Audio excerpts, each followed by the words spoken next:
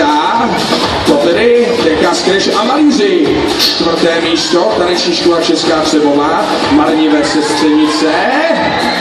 No a zbytek nastupuje na parket, pojďme se podívat na Dynamik, pojďme se podívat na Ellen Dance a pojďme se podívat na Activity PC, všichni tady nastupují.